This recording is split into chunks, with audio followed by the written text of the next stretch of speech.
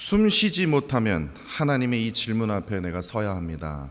내가 숨 쉬지 못하면요, 답답함이 있다면, 성을 내고 있다면 하나님의 이 질문 앞에 서야 합니다라는 제목을 가지고 말씀을 전하도록 하겠습니다. 전에도 제가 한번 소개해 드렸던 그 한 문장이 있습니다. 그 소설가 김홍신의 책 인생 사용 설명서에 나왔던 글이라고 합니다. 제가 그 책은 읽어보진 않았지만 그 책에서 한 문장이요, 저에게 큰 울림을 주는 그 한 문장이 있었습니다. 세상이 복잡한가 아니면 내 머릿속이 복잡한가 라는 그 문장입니다. 코로나 팬데믹 이후에요, 그 인공지능이 갑자기 딱 생겨나면서 진짜 세상이 아주 기절할 정도로 이 인공지능의 그 파워를 느끼게 되지 않았습니까? 그리고 그 인공지능이 이제는 뭐 로봇, 그리고 자동차, 그리고 뭐 아이들 교육까지요 이제 들어가면서 급속도로 아주 제가 놀랄 정도로 어떻게 이거를 따라갈 수 있을까 할 정도로 세상은 엄청나게 빠르게 변화하고 있는 현실에 있습니다.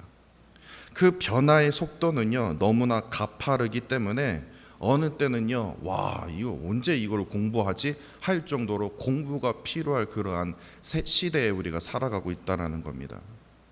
근데 그러한 시대에 살아가는 우리에게 이 짧은 문장은요, 저 스스로를 잠시 멈춰서 생각나게 하는 문장이었다라는 겁니다. 내 머릿속이 답답한가 아니면 세상이 복잡한가. 겉에 보기에는요, 세상은요, 유튜브 한번 이렇게 켜보세요. 얼마나 세상이 복잡한지요. 미국뿐만 아니라 한국도 복잡하고 이스라엘도 복잡하고 이란도 복잡하고 전 세계가 복잡한 것 같아요. 겉에서 보면 세상이 엄청나게 복잡하게 돌아가는 것 같아요. 그러나 한번 곰곰이 생각해 보면요, 정작 복잡한 것은 세상인 것 같으나 그 복잡한 세상을 바라보고 있는 내 생각과 내 마음이 사실은 더 복잡하다라는 겁니다. 세상은요, 뭐 지금만 급하게 변화가고 있는 게 아니라 언제나 변해 왔고 앞으로도 더 급하게 급속도로 변화될 것입니다. 그런데 우리가 그 변화 앞에서 우리가 혼란에 빠지는 것은요, 그 변화 자체보다 그 변화를 받아들이는 나의 시선과 태도라는 겁니다. 그래서 저는 이 아이들 볼 때, 와, 이렇게 빠르게 변화하고 있는 이 세상 앞에서 살고 있는 우리 아이들이 지금 이 세상이 복잡한 게 아니라 그 변화를 바라보고 또한 그 마주하고 있는 그 아이들의 그 시선과 태도가 참으로 중요하겠구나라는 생각이 날마다 드는 거예요. 그렇기 때문에 우리는요, 자녀를 교육할 때든 우리가 자녀에게 어떠한 말을 할 때는요, 항상 우리는 이러한 생각을 가지고 살아가야 한다고 저는 생각합니다. 우리는요, 그냥 단순히 복잡한 세상을 바라볼 수 있는 그러한 어떤 그냥 잔머리가 아니라 그 복잡한 세상을 바라볼 수 있는 내 내면의 여유 그리고 지혜가 필요하다라는 거예요. 이게 무슨 말이냐? 김창옥 강사의 책 나를 살게 하는 것들에 대한 그 책이 있어요. 나를 살게 하는 것의 책을 보면서 제가 조금 후회하는 게 있었어요. 고래를요, 이 김창옥 강사는 사람으로 비유했더라고요. 고래는요, 여러분들 아시죠? 물속에만 살지 않습니다. 숨을 참고요, 깊은 바닷속에서 막 헤엄치다가 때가 되면요, 그 때가 뭐냐면 숨 쉬는 때거든요. 그 숨 쉬는 때가 되면 수면 위로 올라가서 숨을 쉰다고 합니다. 그런데 그 고래가요, 사람의 인생과도 똑같다라는 거예요. 참아야 할 때 잘 참고 쉬어야 할 때 숨을 잘 쉬는 것, 그것이 이 인생이라는 그 바다를 지혜롭게 헤엄쳐 나가는 지름길이다라고 이 김창옥 강사는 말을 했습니다. 그런데 우리가 왜 육적으로 마음으로 병이 듭니까? 참아야 할 때 참지 못하고 오히려 참지 말아야 할 때 참고 견디다가 마음에 병이 생기는 거예요. 그렇기 때문에 우리는요, 가정이라는 바다에서, 세상의 바다에서요, 직장이라는 이 바다에서 우리는 참아야 할 때인지 숨을 쉬기 위해서 수면 위로 고래처럼 올라와야 할 때인지를 분별할 수 있는, 다시 말해서 내면의 그 감각과 여유와 또한 지혜를 우리가 가져야 한다라는 거예요. 이러한 감각과 지혜를 갖지 못하기 때문에 게임에 미치는 거고 술에 미치는 거고 마약에 미치는 거예요. 그 방법은요, 사람마다 다 다를 수 있어요. 어떤 분들은요, 산책을 좋아합니다. 어떤 분들은 조용한 시간을 통해서, 나 홀로의 시간을 통해서 숨을 쉽니다. 아니면 어떤 분들은요, 마음이 통하는 친구들과 웃으면서 수다 떱니다. 유재석이 그러더라고요. 수다를 떱니다. 어떤 분들은 여행을 통해서 마음을 환기시키기도 합니다. 또 어떤 분들은요, 저는 토요 새벽이요, 조용한 교회에 나와서 기도합니다.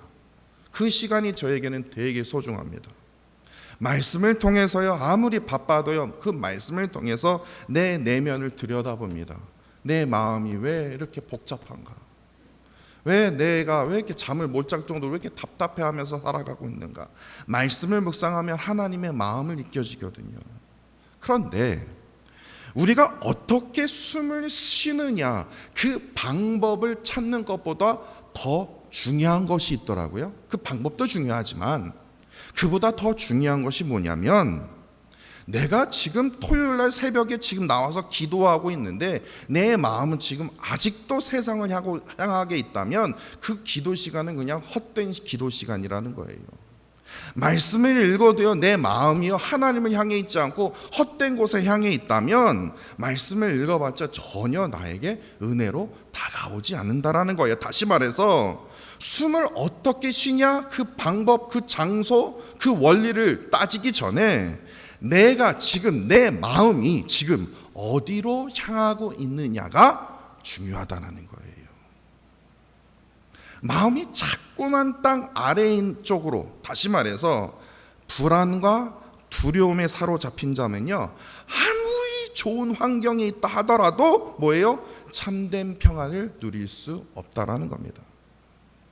그러나 내 마음이 아무리 진짜 좋지 않은 환경에 있더라도 내 마음이 위를 향해, 다시 말해서 살아계신 전능하신 하나님을 향해 있다면 우리는 아무리 폭풍을 쳐도요, 숨 쉬며 다시 그 길을 걸어갈 수 있다는 거예요. 이것을 알게 예수님께서 우리에게 이런 말씀을 해주신 거예요. 마태복음 11장 28절입니다. 수고하고 무거운 짐진 자들아 다 세상에 나아가라 라고 되어 있습니까? 너희들이 숨 쉬고 싶냐? 지금 숨 못 쉬어서 지금 너무나 답답하지. 그냥 화가 나서 미칠 정도지. 잠 못 자서 지금 너무나 답답한 상황이지. 그러면 어떻게 해야 되냐? 다 내게로 오라. 내가 너희를 어떻게 합니까? 쉬게 하리라. 숨 쉬게 하리라. 예수님은요, 쉼을 주시기 위해서 우리를 지금 부르시고 계신다라는 거예요. 복잡하게 돌아가는 이 세상 속에서도요, 참된 쉼은요, 오직 하나님 안에 거할 때만이. 기도 가운데도 하나님 안에 거해야 된다는 거예요. 말씀을 읽어도 하나님의 마음을 깨달으면서 그 마음을 느끼면서 그 말씀을 묵상해야 된다는 거예요. 예배 가운데서도요, 하나님의 마음을 내가 느끼게 해주세요.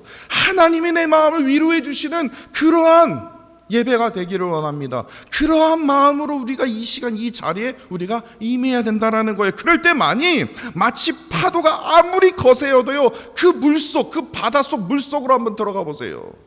저도 안 들어가 봤지만요, 막 위에는 막 난리치고 막 폭풍우 막 불고 있는데요, 그 바닷속은요 너무나 평온하대요. 하나님 안에 거하는 자가 바로 그러란다는 거예요. 세상은 지금 미치고 막 그냥 돌아가고 있거든요. 당장 그 다음 날에는요, 목 잘린대요. 화형이 지금 다음 날에 지금 잡혀 있는데도요, 그리스도인은요 어떻게 해요? 마음이 요동치 않았다라는 거예요. 잠잠했다라는 거예요. 숨을 온전히 쉴 수 있는 그 마음의 방향, 그것이 바로 어디입니까? 다 내게로 오라. 하나님의 그 임재 아닙니다. 하나님의 그 임재가 느껴지는 그 말씀 속으로 우리가 들어가야 된다라는 거예요. 하나님의 그 임재함이 느껴지는 그 기도로 주님을 찾고 구해야 된다라는 거예요. 그 하나님의 그 임재함이 느껴지는 그러한 공동체 안에서 우리가 교제하고 사랑을 나눌 때만이 우리는요, 하나님의 그 평안 속에서 깊이 숨을 쉴 수 있다라는 겁니다. 저는 오늘 본문 요나 4장 말씀을 묵상하면서 그러한 느낌, 그러한 깨달음을 들었습니다. 여러분도 잘 아시고 잘 아시지만요, 저는 성깔이 보통 성깔이 아닙니다. 네. 엄청 급하거든요. 진짜 저한테 걸리면요, 제가 진짜 그랬어요. 예수님 믿어서 다행이지, 예수님 안 믿었으면 저는요 벌써 한 건 했을 거예요. 예.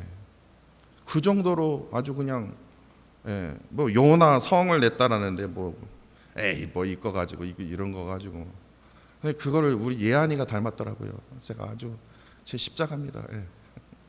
근데 anyway, 오늘 요나 4장을 보면요, 성내다라는 표현이 벌써 6번씩이나 반복되어 있더라고요. 야, 뭐 이렇게 성을 내냐. 성을 내보시는 분들은 압니다. 지금 요나가 어떤 상태에 있는지. 그 상태가 얼굴이 빨개 있는 상태 아니에요? 이게 아니라 요나 상태는요, 숨조차 제대로 쉬지 못한 상태인 거예요. 성을 내본 사람은 알아요. 숨이요 안 쉬어져요. 그래서 막 그러는 거예요. 으씨 이러는 거예요. 숨이 안 쉬니까요. 그 분노와 긴장에 지금 사로잡혀 있는 그러한 형태라는 겁니다. 지금 여기 우리가 그 공동체 성경 읽기 운동에 저기 읽어준 그 본문 말씀에 요나가 너무 점잖게 나온 거예요. 지금 숨이 지금 헛떡떡거리는 거예요 지금. 근데 그 원인이 무엇입니까? 우리가 지난 시간에 살펴본 그 요나 3장을 보시면 알죠. 요나는요, 사흘 동안 외쳐야 할 것을 단 하루 동안 40일이 지나면 너희들 쫄딱 망한다, 이 땅 무너진다, 심판받는다, 이렇게 외쳤을 뿐인데, 놀랍게도요, 그렇게 되면 상식적으로 생각하면 이제 니느웨 백성들이 화가 나갖고 야 요나 잡아라 그러면서 감옥에 넣었을 텐데, 그게 아니라 놀랍게도요, 니느웨 전역이 뒤집어집니다. 백성들은 성경에 보니까요, 하나님을 믿고 금식을 선포했고, 심지어 왕까지, 니느웨의 왕까지 굵은 베옷을 입고 회개의 행렬에 동참하는 그러한 뒤집힘의 그 회개의 운동이 일어나고 있는 거예요. 그냥 진짜 그야말로 도시 전체가요, 아주 긴급하게, 그리고 아주 정신없이 복잡하게 요동치고 있는 그러한 상황을 지금 요나가 목격하게 된 거예요. 그러나 지금 더 급박하고 복잡하고 돌아가고 있는 그 곳이 바로 니느웨 백성들, 그 니느웨 도시여야 하는데, 그런데요, 오늘 본문 4장에서는요, 니느웨 백성에 대한 그 형태, 그런 과정을 설명하는 것이 아니라 요나의 마음을 설명하고 있다라는 거예요. 다시 말해서 지금 더 복잡하게 돌아가고 있는 그 상황이 상식적으로 지금 니느웨 백성들, 니느웨 도시인데, 니느웨 도시가 아니라 요나의 마음이 지금 아주 복잡하게 돌아가고 있는 거예요. 왜냐? 본문 1절에요, 요나가 매우 싫어하는 거예요. 싫어할 뿐만 아니라 성을 냅니다. 이제는 숨이 헛떡헛떡거려요. 막 성이 나니까 막 화가 나니까 막 이거 분노가 치밀어 오니까 왜 저러는 거야 쟤네들, 진짜 이해를 못 하겠네. 숨이 안 쉬어질 정도로 지금 싫어하고 성을 내면서, 그리고 이어지는 2절에서 이제 그 성이 이제 이게 안 차니까 누구한테 해대야 될 거 아닙니까? 그러니까 하나님께 항의하듯이 이렇게 말하는 거예요. 사실 이 본문 2절은요, 출애굽기 34장 6절 말씀을 인용한 겁니다. 출애굽기 34장 6절 말씀에 이렇게 기록이 되어 있어요. 여호와라, 자비롭고 은혜롭고 노하기를 더디하시며 인자와 진실이 많으신 하나님, 이것을 요나가 기억하고 있어서 이것을 인용한 거예요. 그런데 그것을 인용할 때 요나의 마음은 지금 분노에 차 있거든요. 하나님이 이렇게 지금 긍휼을 베푸시고 지금 뭐 자비를 베푸시는 그 하나님 지금 꼴보기 싫은 거거든요. 그러니까 그 인자하심을, 하나님의 그 성품을요 지금 비꼬고 있는 겁니다. 그리고 이와 동시에 출애굽기 34장 6절과 7절을 함께 읽으시면요, 지금 요나가요 비꼬고 있구나라는 것을 확실하게 알고요. 왜냐하면 34장 7절에는요, 죄를 용서하지만 벌을 면제하지 아니하신다라는 그 말씀이 있거든요. 그러니까 그 하나님의 공의를요 의도적으로 언급하지 않지 않습니까? 귀를 통해서 자신의 분노와 그 쓰라린 그 열등감을 지금 정당화시키고 있다라는 거예요. 그 정도로 심각한 상태에 이르고 있다라는 거예요. 니느웨 백성들이 지금 복잡한 게 아니라 지금 요나의 마음이 지금 복잡한 거예요. 미치는 거예요. 숨이 껄떡 그냥 턱까지 딱 차오른 그 상태에서 요나는요, 그렇기 때문에 극단적인 절망 속에서 이러한 말이 터져난 겁니다. 8절 하반절입니다. 요나가 혼미하여 스스로 죽기를 구하여 이르되, 뭐라고 말합니까? 사는 것보다 죽는 것이 내게 나으리이다. 하나님 저를 죽여주세요. 그래서 이런 말이 나오는 거예요. 이걸 성을 내보신 분들이 이걸 아는 아마 100% 공감할 겁니다. 이 고백은 그냥 좌절이 아닙니다. 하나님의 뜻이 있어요. 그리고 자신의 기대가 있어요. 근데 하나님의 뜻과 자신의 그 기대, 자신의 그 생각과 목적이 다를 때는요, 특히 이 성격이 급한 사람은요 아주 쓰러집니다. 예. 이러한 감당하지 못한 인간의 그 내면의 그 붕괴를 지금 보여주고 있다는 거예요. 이러한 모습의 그 원인은요, 그냥 복잡한 세상이 요나를 무너뜨리는 것이 아니라 그 세상을 바라보고 있는 그 요나의 마음이 복잡했기 때문에 이러한 현상이 벌어지는 겁니다. 그러니까 내 마음이요, 세상을 향하면 향할수록 내 마음이 하나님의 뜻과 멀어지면 멀어질수록 요나처럼 숨조차 쉴 수 없는 영적인 질식 상태에 우리가 머물 수 있다라는 걸 우리가 기억해야 된다라는 거예요. 그렇다면 우리가 조금만 더 깊게 한번 살펴볼까요? 그렇다면 이 지경에 이르기까지 요나의 근본적인 문제가 무엇이었을까요? 이게 중요해요. 바로 앞서 말씀드린 것처럼요, 요나가 가진 그 마음의 뭡니까? 방향이요. 말씀대로 니느웨까지는 갔어요. 말씀대로 그냥 따르는 척은 했어요. 그냥 교회에서 그냥 봉사하는 척, 신앙생활하는 척. 그런데 이상하게 내 마음은요 요나 같다라는 거예요. 왜냐? 내 마음이 지금 세상을 향하고 있거든요. 인기를 향하고 있거든요. 사람을 향하고 있거든요. 그래서 제가 항상 말씀드리는 게, 저희 교회는 그런 분들이 안 계시지만요, 저 얼굴 보려고, 저 설교 들으려고 여기 오지 마시라는 거예요. 사람 얼굴 보려고, 아, 저 목사 참 좋으시네, 참 나에게 위로되네, 아, 그러면 오지 마세요. 왜냐? 저는 100%, 99.99%가 아니라 100%로요, 저는 여러분들을 실망시킬 거거든요. 인간이란 자체가 그러는 거예요. 내 마음이요, 누구를 향하고 있냐고요? 하나님을 향하고 있어야 된다는 거예요. 근데 요나는요, 말씀대로 일어나서 니느웨로 갔어요. 뭐 그런 거 뭐 어려운 겁니다. 그러나 좀 신앙생활하면요, 그렇게 어려운 거 아니에요. 하는 척하면 믿음이 좋으시네요. 그런 말 들을 수 있어요. 아이고 거룩하시네요. 아유, 존경받는 말을 들을 수는 있어요. 그러나 내 마음이 주를 향하지 않으면, 하나님을 향하지 않으면요, 요나처럼 이러한 진짜 그야말로 잃어버린 탕자가 문제가 아니라 그 잃어버린 탕자를 바라보는 아는 그 뭐예요? 형이 문제라는 거예요. 본문 6절에요. 보시면요, 하나님께서 너희 마음이 문제라는 것을 지적해 주시기 위해서 하나님께서 이러한 방법을 쓰십니다. 6절을 보시면요, 요나를 위해서 박넝쿨이라는 그 식물을 이제 나타나게 하셔서 뜨거운 햇볕을 가려줄 그늘 식물이라고 합니다. 그늘 식물이요. 제가 주석에 찾아보니까 박넝쿨이에요. 이 박넝쿨이 어떻게 생겼지? 근데 그냥 그늘 식물이라고 생각하시면, 그냥 이파리가 큰 그늘 식물이라고 생각하시면 되는데, 하나님께서 이 요나에게 잠시 그 요나가 숨을 돌릴 수 있는 그 쉼과 안식을 하나님께서 이 그늘 식물, 이 박넝쿨을 통해서 허락을 해 주십니다. 그런데 6절 하반절에 보시면요, 요나가요, 니느웨 백성들이 회개함으로 자신의 마음이 너무나 기뻤더라가 아니라 요나가 이 그늘 식물이었던 이 박넝쿨로 말미암아 어떻게 되어 있습니까? 분명 자기 생명 지금 가져가 주세요. 저 지금 죽는 거에 낫겠습니다. 그렇게 얘기했던 사람이 갑자기요, 이 자기 머리를 지금 가려줄 이 그늘 식물로 하여금 어떻게 해요?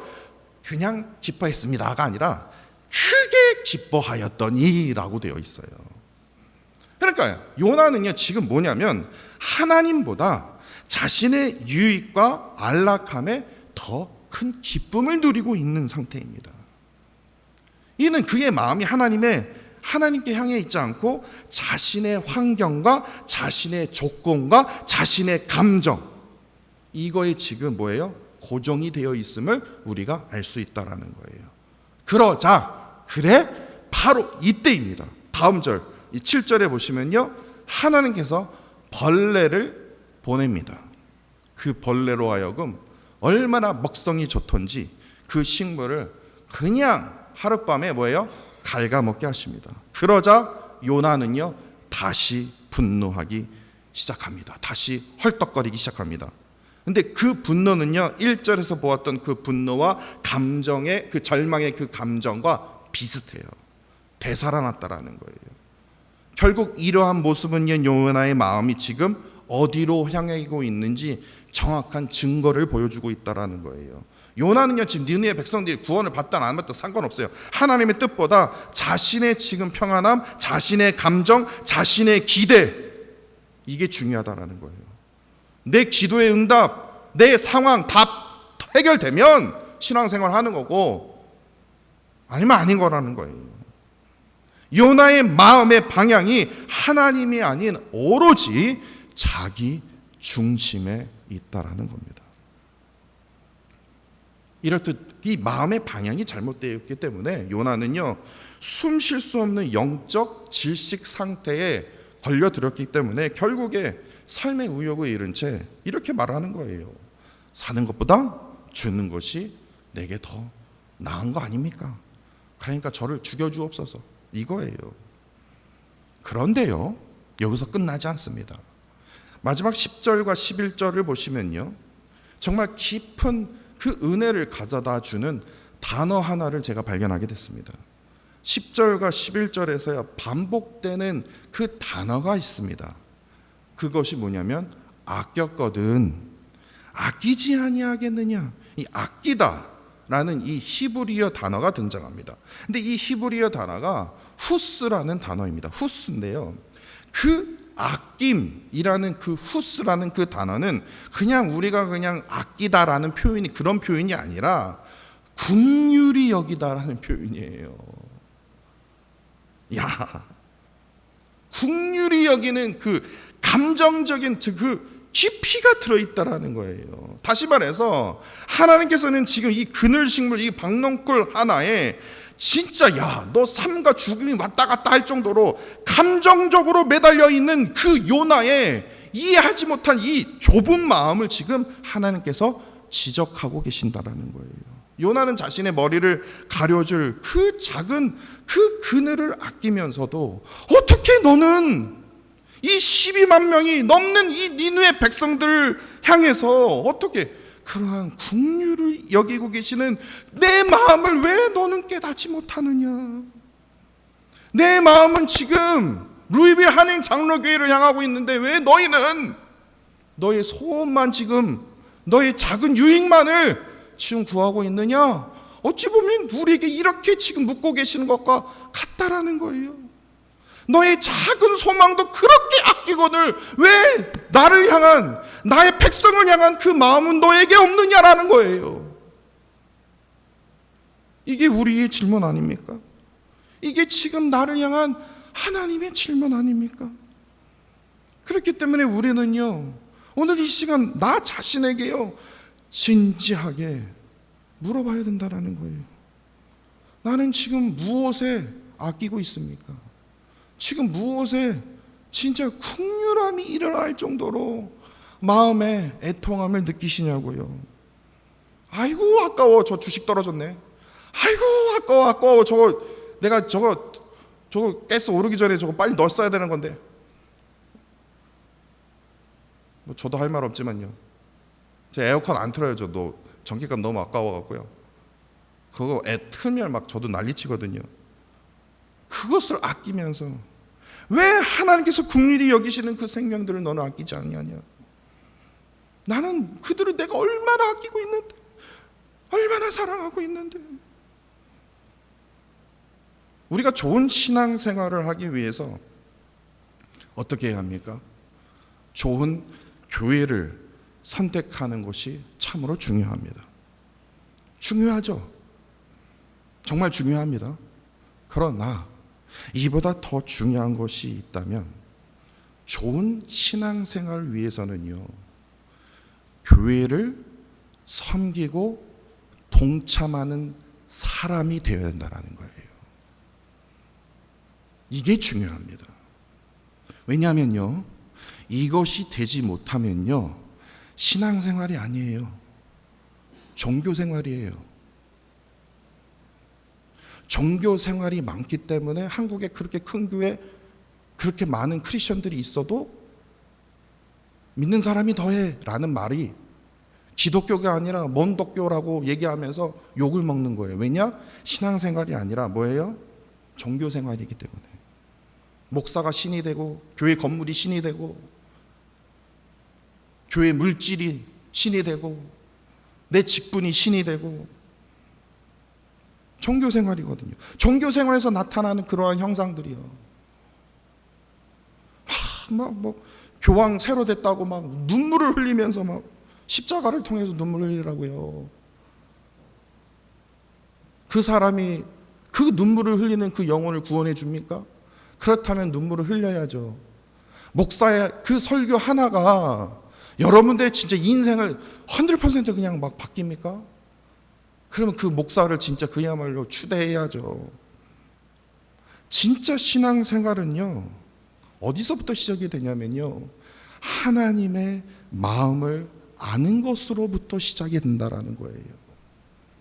하나님의 마음을 내가 깨달아야 내가 맡은 그 직분을 통해서 교회를 온전히 섬길 수 있다라는 겁니다. 저는요, 어제도 마찬가지였어요. 어제 눈물이 나더라고요. 교회를 위해서 기도할 때마다 제가 진짜예요. 거짓말 아닙니다.